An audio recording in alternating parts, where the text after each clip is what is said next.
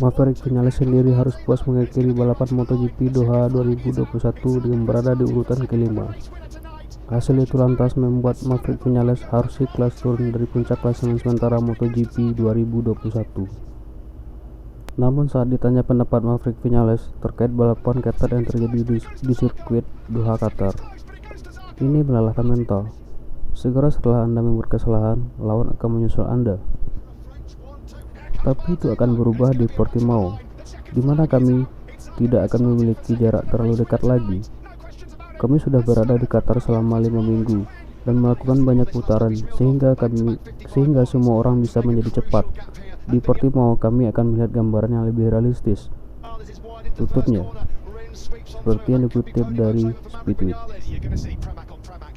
Dengan bermodalkan pengalaman melawan Ducati di 2 race awal, jelas Maverick Vinales bisa berharap fight di zona podium untuk Portimao edisi 2021.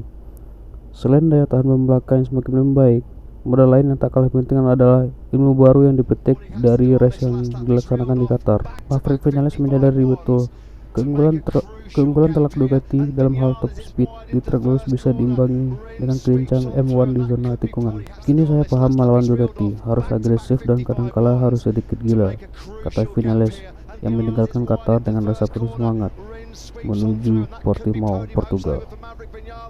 Seri balapan Portimao tahun lalu dengan mengejutkan dimenangi oleh pembalap tuan rumah Portugal, Miguel Oliveira, dengan menggunakan motor KTM T3.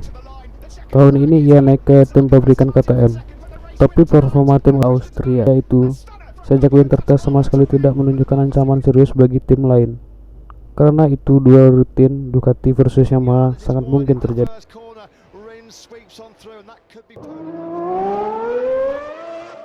Pembalap Yamaha Petronas SRT Valentino Rossi mengalami hasil yang mengecewakan dalam 2 seri awal MotoGP 2021. Tetapi Valentino Rossi mendominasi di media sosial dengan 28 juta pengikut. 2 akhir pekan yang sulit di Qatar untuk The Doctor, yang bagaimanapun mengalahkan semua orang di klasifikasi media sosial, bahkan MotoGP.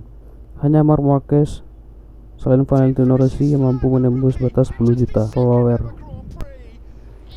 Dalam balapan pertama akhir pekan memunculkan klasifikasi kejuaraan dunia 2021 yang saat ini dipimpin oleh Johan Zarco. Berkat podium ganda di Losail, orang Prancis itu merayakan bersama timnya di akhir pekan, tetapi dia juga memposting, seperti semua pembalap, beberapa konten di jejaring sosial. Orang Prancis adalah pemimpin di lintasan, tapi siapa yang memimpin peringkat sosial? Jawabannya jelas karena Valentino Rossi mendominasi di semua kategori, baik itu Instagram, Facebook, dan Twitter, dengan total 28,5 juta follower. Di belakangnya hanya Marc Marquez yang menerobos penghalang 10 juta follower, dengan hanya di bawah setengah dari pengikut Valentino Rossi, 12,5 juta. Menganalisa angka-angka ini, kita dapat melihat bahwa Instagram adalah jejaring sosial yang paling banyak digunakan oleh pembalap MotoGP dan juga yang paling sukses, kecuali Valentino Rossi dan Miguel Oliveira yang paling banyak diikuti di Facebook. Dominasi Valentino Rossi luar biasa karena menambahkan total pengikut dari setiap pembalap lain dan mengecualikan Marc Marquez dari hitungan. Kami mendapatkan lebih dari setengah pengikut pembalap Yamaha. Selain itu, Valentino Rossi juga mengalahkan media sosial MotoGP yang memiliki pengikut sekitar 1.300.000, lebih sedikit dari Valentino Rossi. Pengalaman juga mempengaruhi popularitas para pembalap.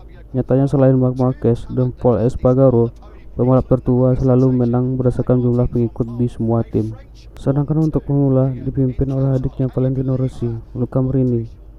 Pembalap Ducati itu juga satu-satunya dari ketiganya yang tidak pernah memenangkan kejuaraan dunia. Namun pengikutnya masih lebih banyak dibandingkan Bastianini dan Martin.